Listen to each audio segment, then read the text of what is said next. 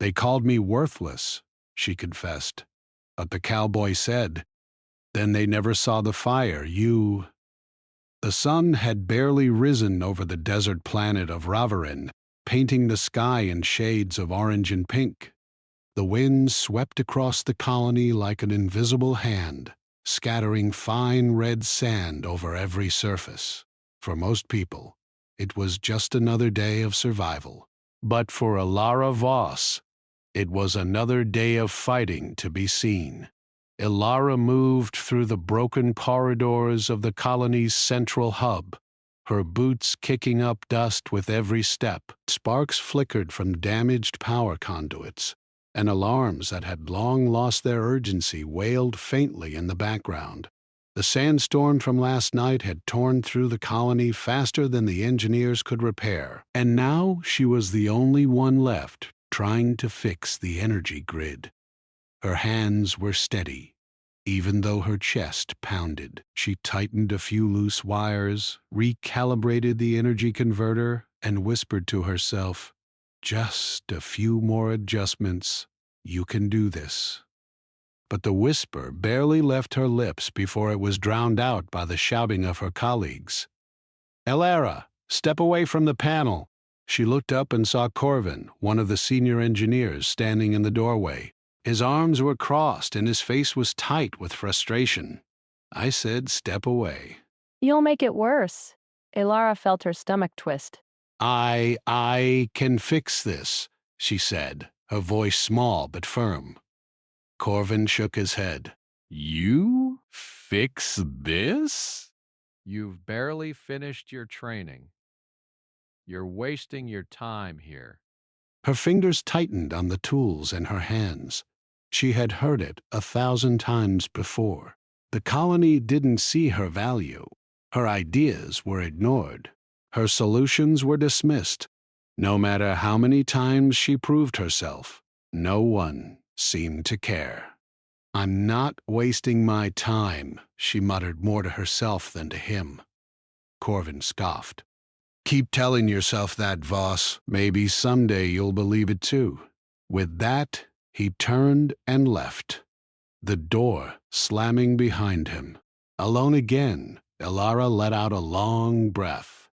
She wanted to scream, to shout at the world for constantly underestimating her. Instead, she bent down and checked the connections one more time. The lights on the control panel flickered uncertainly. She wasn't sure if they would hold. A soft rumble shook the walls. The storm outside was still angry, battering the colony with sand and wind. She wiped the sweat from her forehead and leaned against the panel for a moment. Her reflection stared back at her from the cracked glass of the display screen. Tired eyes, dirt-smudged face, and hands that trembled slightly despite all her training. "They call me worthless," she whispered, letting the words sink in. Maybe they're right. The words tasted bitter in her mouth. They had always been wrong, but today, after hours of labor and being pushed aside, they felt true. Her shoulders sagged. She almost wanted to give up right there, to walk away from the colony that never believed in her. But then she heard a sound. Soft, almost impossible to hear over the storm. The clatter of hooves on metal. She froze. No one rode hover horses in the colony. No one outside the walls, either. Whoever it was, they were bold or foolish. The figure emerged from the orange haze of the desert. Dust swirled around a silhouette that seemed larger than life. A lone rider on a sleek, hovering mount. The figure slowed as they approached, their long coat flapping like wings in the wind. Ilara stepped back, instinctively shielding the control panel. Who are you?" she called, her voice steady despite the fear curling in her chest. The rider pulled off their wide-brimmed hat, revealing a weathered face lined with scars and experience. Dark eyes held a spark of humor and danger. "This was no ordinary visitor." "I'm Cassian Drake," he said, his voice calm but commanding. And I'm here because I've been watching you, kid. Elara blinked. Watching me? Why? Who are you? Just someone who knows fire when he sees it, he replied, dismounting his hover horse with ease. His boots hit the ground silently, though the wind still howled around them. And trust me, you've got fire, even if they can't see it. Elara frowned. Fire? You mean people say I'm worthless, and you think I have fire? Cassian shrugged, leaning against his mount casually.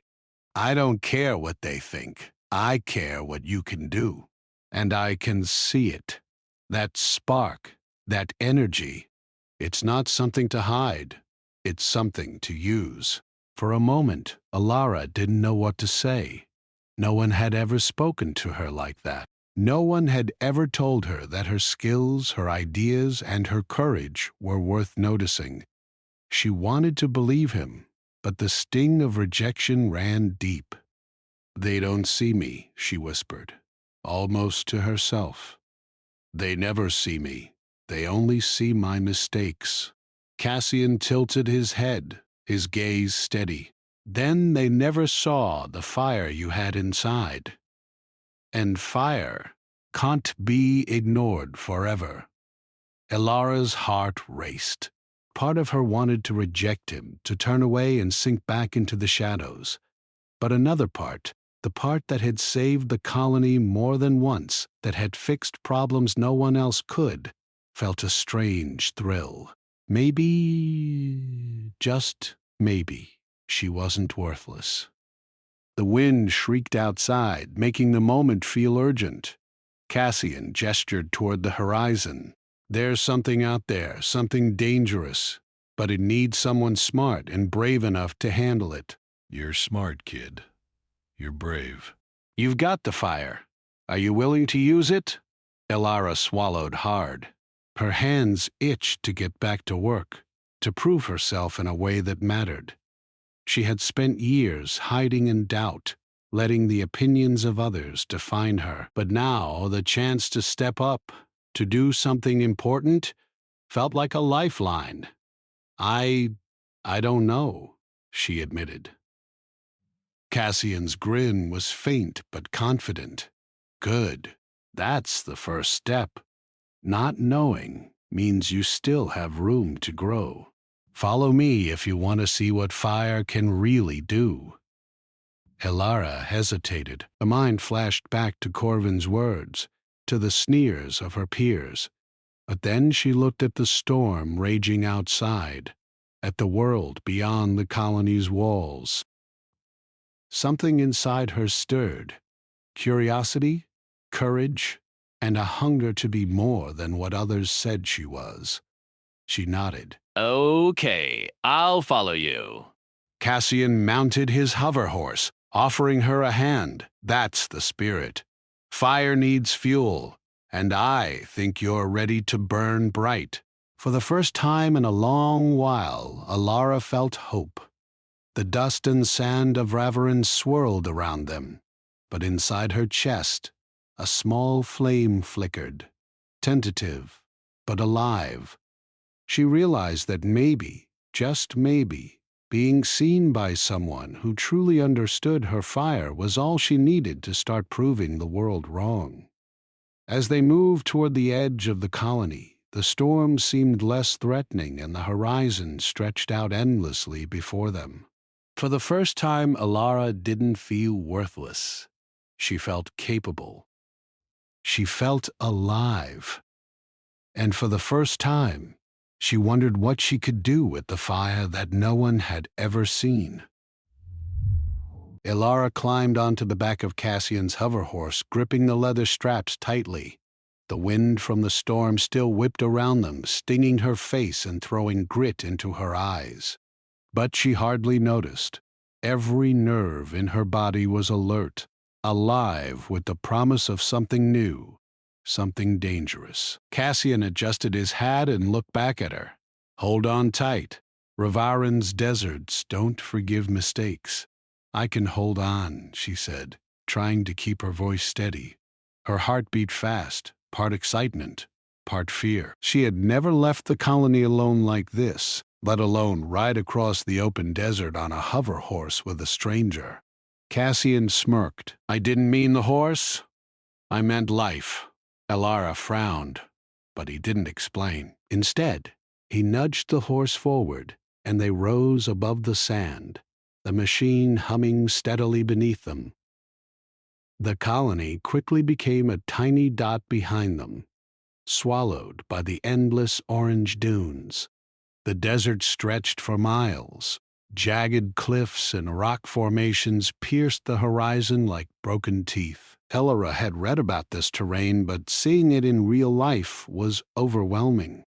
Sandstorms could appear out of nowhere, swallowing travelers whole. And rogue AI scavengers, machines abandoned long ago, patrolled the dunes, hunting for any sign of movement. "This is beautiful," Elara whispered, despite the wind. She had never seen the world beyond her colony. It was harsh, deadly, and magnificent all at once. Cassian glanced at her, one eyebrow raised. "Beautiful? You've got sand in your teeth and wind in your hair?" "That's the first time anyone has called Raverin beautiful." She laughed, the sound carried away by the wind. "Maybe because I've never been this far out before." They rode in silence for a while, the hum of the hover horse and the wind the only sounds. Cassian didn't speak much, letting Elara take in the desert's vastness. But after some time, he finally said, "You're thinking about what you said back there, about being worthless." Elara tensed, her fingers gripping the straps tighter. "Maybe I am." Cassian shook his head slowly. "No, don't let the opinions of others define you. You've got skills, creativity, and brains. And more than that, you've got courage. The fire inside you doesn't come from being perfect. It comes from refusing to quit when everyone says you should." Elara looked away, unsure what to say. His words were comforting, but also sharp, like a whip that cut through doubt. She didn't feel like a hero. Not yet. But she could feel the spark growing. After a few hours, the desert became more treacherous. Sand dunes rose high, their peaks sharp and shifting. The hover horse slowed, struggling against the rough wind. Cassian brought it down to a low hover near the ground, scanning the horizon with his sharp eyes. "Zephyrion mines are close," he said. "But there's danger ahead. You'll need to stay alert." Elara nodded, swallowing her fear. She had never faced danger like this before, but for the first time, she wanted to. Suddenly, a metallic clatter echoed across the dunes. Elara froze. Cassian's eyes narrowed. "Rogue scavengers," he said. "Abandoned AI, they think we're prey."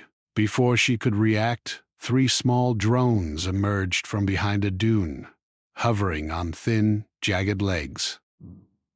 Their eyes glowed red, scanning the desert for movement.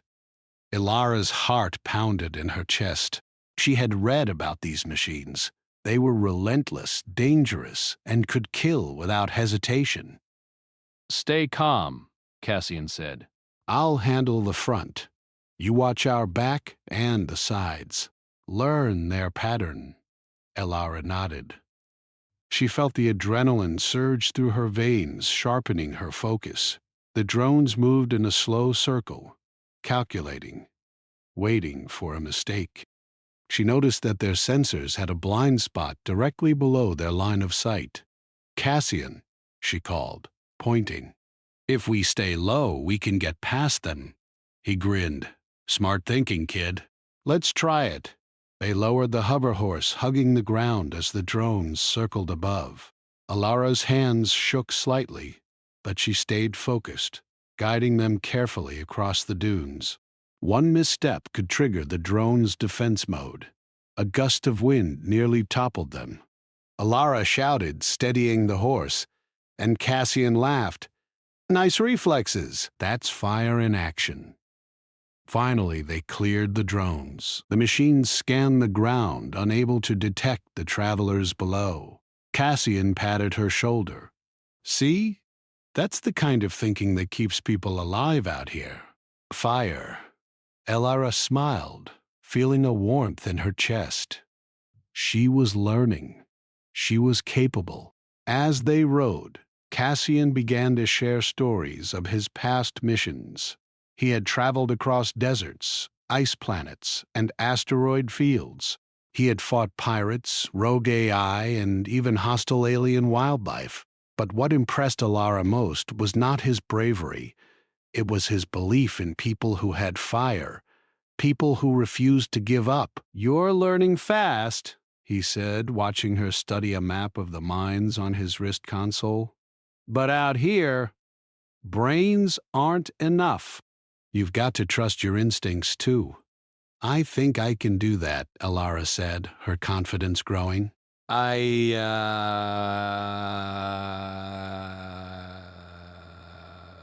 Cassian nodded approvingly. "Good. That's what I wanted to hear. Fire doesn't come from being told you're capable. It comes from realizing it yourself. And you're almost there." As the sun began to set, the shadows of jagged cliffs stretched across the dunes. The sky turned deep red, and the desert grew colder. They reached a narrow canyon, a shortcut that led straight to the Zephyrion mines. Cassian slowed the hover horse, scanning the dark entrance. "This is it," he said. "Be careful. Mines are unstable, and there may be traps left from the old mining company. They were abandoned decades ago, but some systems are still active." Elara's pulse quickened. Her hands tightened on the straps, her mind racing with possibilities. She had never faced traps before, never been in real danger. But now, something inside her stirred, a desire to prove herself, to step out of the shadow of doubt, to ignite the fire Cassian kept talking about. They entered the canyon, the wind whipping through the narrow walls. Sand and dust blurred the edges of their vision. The hover horse hummed steadily beneath them, but Elara could feel the weight of the cliffs above. One misstep could send them tumbling into a ravine. Halfway through, the ground trembled slightly, rocks shifted, and a low mechanical hum filled the air. Elara froze, sensing danger. "Trap," Cassian said calmly. "Watch the ground."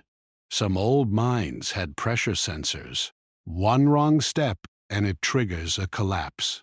Elara's hands moved quickly. She studied the rocks, noticing slight depressions and uneven patterns in the sand. "Here," she said, pointing to a safe path. "Step there, then follow me." Cassian's eyes widened slightly. Impressive. Good instincts. Together, they carefully maneuvered through the canyon, avoiding pressure plates and old laser sensors. Elara's confidence grew with every step. The fear that had gripped her in the colony faded, replaced by focus and determination. Finally, they reached the mouth of the Zephyrion mines. The massive entrance yawned before them, dark and silent. Rusted beams supported the cavern, and faint echoes suggested the place was not entirely empty. "Welcome to the Crucible," Cassian said. "This is where your fire will be tested. Not just your brains, but your courage. You ready?" Elara took a deep breath, looking into the darkness. Her hands were steady now. Her mind was sharp. And most importantly, she felt something she hadn't felt in a long time: belief in herself. "I'm ready," she said, her voice firm. Cassian nodded. "Good. Let's see that fire in action." Together they stepped into the mine, leaving the desert light behind. Darkness swallowed them, but Elara didn't feel afraid. She felt alive, she felt capable, and she felt the spark inside her, small, bright, unstoppable, waiting to ignite. The Zypherion mines yawned like a dark maw in front of them, cold and silent. Ilara felt a shiver run down her spine, but it was not fear. It was anticipation. Every instinct in her body was alive, telling her that what waited inside would challenge her in ways she had never faced before. Cassian led the way, his boots clicking against the metal catwalks that ran deep into the cavern. He carried a small glowing torch, the light flickering across rusted beams and jagged rock walls. Ilara followed, her hands brushing against the rough walls, steadying herself. "Stay close," Cassian said. "Mines like these are unpredictable. Old systems fail. Traps stay active. And the deeper we go, the harder it gets." Ilara nodded, her mind focused. She had survived sandstorms, rogue AI, and deadly deserts, but underground she felt a different kind of tension. Every shadow seemed alive. Every sound echoed like a warning. As they walked deeper, a low hum began to grow. At first it was faint, barely noticeable, but soon it filled the cavern like a pulse. Lights flickered along the walls, old energy conduits trying to come back to life after decades of neglect. Ilara glanced at Cassian. "What's that sound?" "Old mining equipment," he replied. "Some of it is automated, still running maintenance cycles.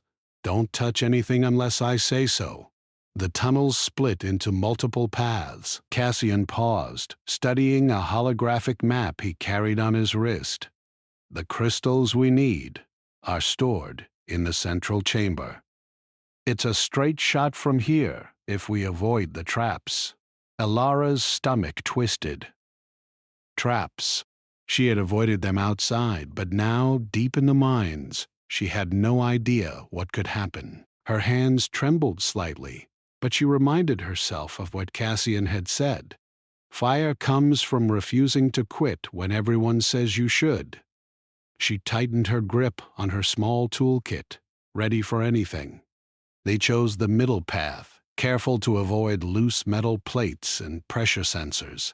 For a while, the mine was quiet except for their footsteps. Then, without warning, a loud clang echoed through the cavern. Ilara froze.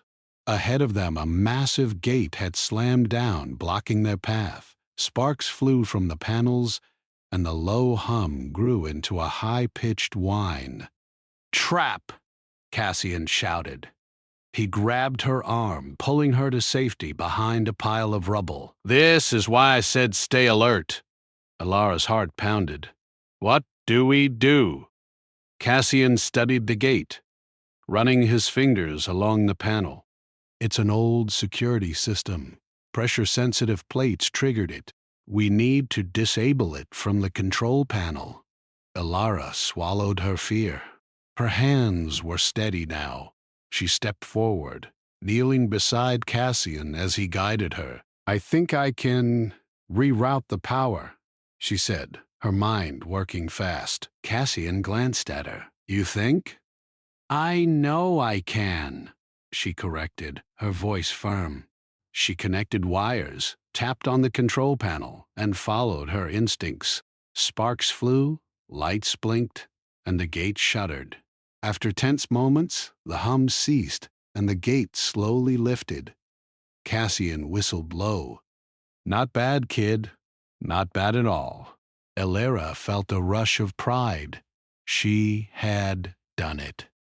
She had faced a trap that could have trapped them forever, and she had won. They moved forward, deeper into the mine. The tunnels narrowed, forcing them to walk single file. Strange mineral formations glowed faintly along the walls, casting eerie shadows. Every step was cautious, every movement calculated. Suddenly, a loud rumble shook the cavern. Rocks fell from the ceiling. Ilara ducked instinctively, but one shard of rock hit her shoulder. She grimaced, shaking off the pain. Are you okay? Cassian asked, his voice tense. I'm fine, she said through gritted teeth. Let's keep going. They reached a large chamber, the central storage room for the crystals. It was massive, with high ceilings and rows of glowing crystalline formations embedded in the rock, their light cast shimmering patterns on the walls. Elara's eyes widened. She had never seen anything like it. The crystals seemed almost alive, pulsing with energy. This was why they had come. This was the colony's hope. But danger waited. As they stepped closer, the hum of the mine intensified. The air shimmered with heat, and a grid of laser beams suddenly appeared, crisscrossing the room. Old security drones activated, hovering silently and scanning for movement. Elara froze. Her heart pounded. We have to get past them, she whispered. Cassian nodded. I'll handle the front. You watch for patterns. Trust your instincts. Elara's mind raced. She studied the lasers, noticing slight delays in their movement. There were gaps she could exploit. She directed Cassian through the safe spots, whispering instructions as they moved. One wrong step, and the lasers would trigger an alarm. Or worse. Her pulse raced, but her hands were steady. Every calculation, every instinct was focused. They moved like shadows through the room, avoiding lasers, dodging drones, and keeping low. Finally, they reached the crystals. The largest one glowed with a deep blue light, pulsating like a heartbeat. Elara approached it, her hands trembling with excitement. She had never held anything so powerful, but the moment she touched it, the ground trembled. A hidden defense mechanism had activated. The chamber walls began to close in slowly, like the jaws of a trap. Move! Cassian shouted. Elara acted fast. She disconnected part of the crystal array, rerouted its energy into a portable containment field she carried. Sparks flew, wires sizzled, and the crystal's glow dimmed slightly, but it worked. The walls slowed, then stopped. Cassian let out a low whistle. Kid, that was impressive. Pure fire. Alara's chest heaved. She had done it. She had faced the mine's traps, outsmarted the drones, and secured the crystal. And for the first time, she felt truly capable. Cassian clapped her on the back. See? You don't need anyone else to prove your worth. You just needed to see it yourself. Elara smiled, feeling warmth in her chest.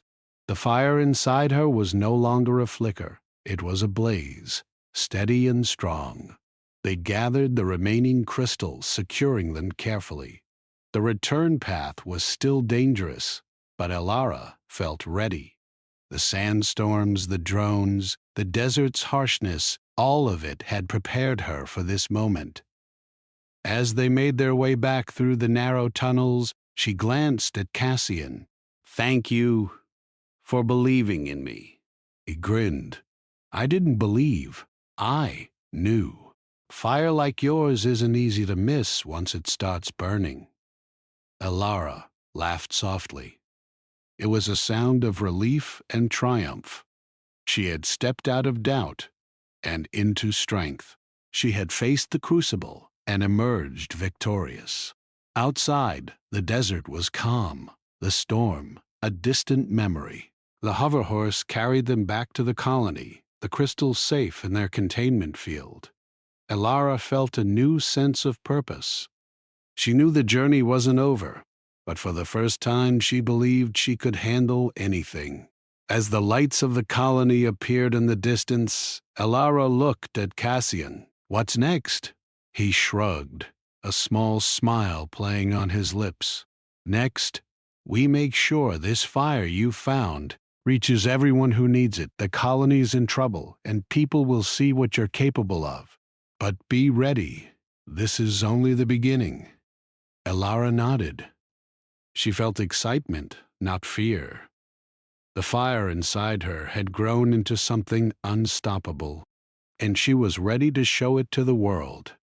The twin suns of Ravarin were just beginning to set, casting long shadows across the desert as Alara and Cassian approached the colony. The containment field holding the Zypherion crystals glowed softly, a promise of renewed energy for the struggling settlement. The ride back had been tense, but Alara's mind was racing with one thought: finally proving herself to the colony. Cassian rode slightly ahead, keeping watch, while Alara studied the terrain. The desert was calm, deceptively quiet. She had learned by now that Ravarin often lured travelers into a false sense of safety before striking with danger. "Stay sharp," Cassian said without looking back. "Even on calm days, trouble doesn't take a break." Alara nodded, her grip firm on the hoverhorse. She had faced rogue drones, deadly sandstorms, and the traps of the Zypherion mines, but she knew this could be different. This wasn't just about survival. It was about protecting what she had fought so hard to secure. Hours passed as they neared the colony walls. The familiar structures came into view, bathed in the orange glow of sunset. Alara felt a swell of pride. She had done it. She had survived the mine, retrieved the crystals, and now carried the future of the colony in her hands. But something felt wrong. Cassian slowed the hoverhorse and motioned for her to do the same. "See that?" he asked, pointing to the ridge above the colony. Alara squinted. At first, she saw nothing. Then shadows moved, small figures slipping through the rocks. Armed men, fast and organized, their armor glinting in the dying light. "Rival faction," Cassian said grimly. "They know what we have, and they're not here to help." Alara's stomach tightened. She had trained for survival, for challenges within the desert and mines, but never for a direct confrontation with human enemies. Her mind raced. The crystals were too important to lose. The colony needed them. "What do we do?" she asked. Cassian's eyes narrowed. "We fight smart, not hard. I'll lead the attack front. You think strategically. Look for traps, routes, anything we can use to outmaneuver them." Alara nodded. She could do that. She had survived mines full of traps. This was just another puzzle, a different kind of challenge. Her fire burned brighter, steady, and alive. They landed outside the colony walls, keeping low and hidden behind the dunes. Alara scanned the approaching faction. There were more than she had expected. At least a dozen men, armed with laser rifles and advanced scanning gear. They were organized, disciplined, dangerous. Cassian whispered, "We can't outrun them. We have to trick them. Lead them into the terrain, use the environment." Ilara's eyes lit up. "The canyon paths we took. The narrow passages, they'll slow them down. And the drones we avoided outside, I can rig something similar with the old colony tech." Cassian grinned. "Good thinking. Let's put that fire to work." They moved quickly, hiding behind rocks and ridges. Alara set up makeshift traps using old colony equipment, pressure sensors, automated lights, and small pulse emitters to confuse scanners. Cassian positioned himself to draw attention, acting as bait. When the rival faction arrived, they were met with unexpected obstacles. Pulse emitters disrupted their scanners. Lights flashed and flickered, disorienting them. Traps slowed their advance, forcing them into the narrow canyon paths that worked to Alara's advantage. "Keep them moving where we want," she whispered, heart pounding. "They can't see the real path yet." Cassian nodded, luring the attackers deeper into the terrain. His voice echoed over the canyon walls, taunting and challenging. The faction pursued, confident they could capture the crystals. But Alara had already thought 3 steps ahead. She guided them through the canyon, watching carefully for openings, weak spots, anything that could give them the upper hand. A rogue drone left from the mining days triggered, spinning into the attackers and forcing them to scatter. Rocks she had rigged fell with precise timing, blocking their retreat. Cassian moved swiftly, picking off enemies who got too close, while Alara's traps and strategy caused confusion. Her heart raced with adrenaline, but she felt alive, confident, powerful. For the first time, she realized her worth wasn't measured by what others thought. It was measured by what she could do. One by one, the rival men were either trapped, slowed, or forced to retreat. By the time the dust settled, the crystals remained safe. Alara exhaled, her hands shaking slightly, but a triumphant smile spread across her face. Cassian clapped her on the shoulder. "See? That's what I mean by fire. Not just courage, but brains and strategy. You're unstoppable when you put it together." Alara laughed softly, still catching her breath. I never thought I could do something like this." "You already had it," Cassian said. "You just needed the chance to see it for yourself." They returned to the colony, careful but fast. As the walls came into view, the colony inhabitants ran toward them, eyes wide with surprise and relief. For weeks, the energy supply had been failing. They had counted on the crystals being lost forever. Now Alara and Cassian returned victorious. Ilara's chest swelled with pride as she handed the containment field to the engineers. "We got them," she said simply. Corvin stepped forward, his expression a mix of shock and admiration. You actually did it?" he stammered. Alara met his gaze, her confidence unwavering. "I did. And you should have seen it. It wasn't luck. It was planning, focus, and fire. Fire you never saw in me before." Cassian grinned, tipping his hat. Sometimes people need to see things for themselves, and sometimes Fire doesn't wait for permission. The colony erupted in activity, engineers rushing to integrate the crystals into the energy grid. Lights flickered on for the first time in weeks, powering homes, machines, and the life support systems that kept everyone safe. Alara watched, her heart full. She had not only survived the mines, but she had also defended the crystals from a rival faction, proven her value, and helped save her colony. The doubts and insults of the past felt distant, almost irrelevant. Cassian leaned against a wall, watching her. "You've grown," he said quietly. "Not just skilled, stronger." "More than I expected." Alara smiled, feeling the warmth of his words. "I didn't know I had it in me," she admitted. "But now, I can't ignore it. This fire, it's mine." Cassian nodded. "Good. Keep it burning. The world will try to put it out, but you can't let it." As night fell over Raverin, the colony glowed softly with renewed energy. Children played near the illuminated streets. Adults worked with smiles on their faces, and the air was filled with hope. Alara felt a deep sense of satisfaction. She had found her fire, and it had lit the path for everyone around her. She walked through the colony, watching people work and laugh. For the first time, she felt like she belonged, not just as a survivor, but as someone who mattered. Her contributions had made a real difference. Cassian approached her as the last light of day faded. "You did well today," he said simply. Alara looked at him, gratitude and pride in her eyes. "We did it together." He smiled, a rare, approving smile. "Fire like yours isn't just for surviving. It's for leading, inspiring, and protecting. Never forget that." Alara nodded. The fire inside her burned brighter than ever.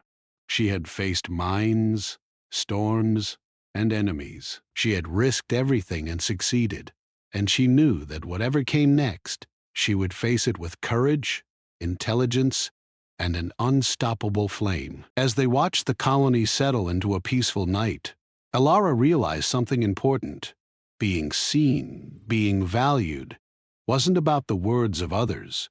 It was about proving to herself that she was capable. That fire, her fire, was real, and it would never be extinguished.